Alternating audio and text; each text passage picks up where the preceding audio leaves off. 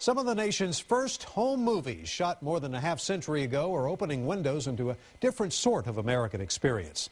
The grainy films capture the nostalgia of baby boomer childhoods, but they also give the boomers' children and grandchildren a look at the life back in the 1950s and 60s. And only on KXAN News here at 6, Jim Swift tells us that one of the stars of the old home movie revival lives right here among us. The tent had a canvas floor. When Robbins Barstow started shooting home movies of his family's adventures, son David Barstow was always ready for his close-up. What my father always said, for making a movie, is you tell a story. The elder Barstow had been drawn to film from his earliest days. They heard a cry. So at 16, Barstow shot a film with his siblings and friends about a jungle expedition to rediscover Tarzan.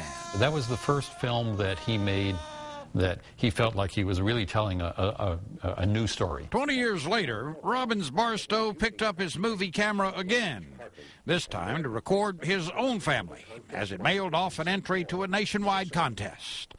When a telegram later arrived saying the Barstows had won a trip to the brand new Disneyland theme park, the camera recorded a somewhat exaggerated reaction. That was part of enjoying it.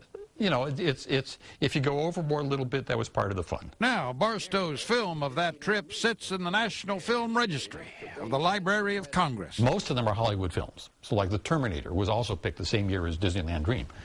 But a few home movies have been picked, and they're picked because they have something to share. On the internet, the film is racking up big numbers. It's 75 or 80,000 who've seen Disneyland Dream.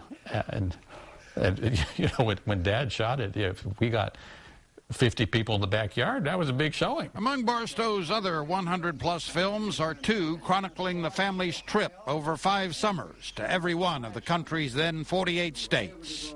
They reveal a time when milk still came in glass bottles, when clocks still had 2 hands, when children wore coonskin caps and heavy rubberized yellow raincoats. Women still swam in bathing caps, hula hoops, miniature golf, and burr haircuts were all the rage. There was no such thing as self-service gas, and buses and cars had an altogether different look. We hope you've enjoyed reliving these experiences with us. Take care and give thanks. Jim Swift, KXAN, Austin News.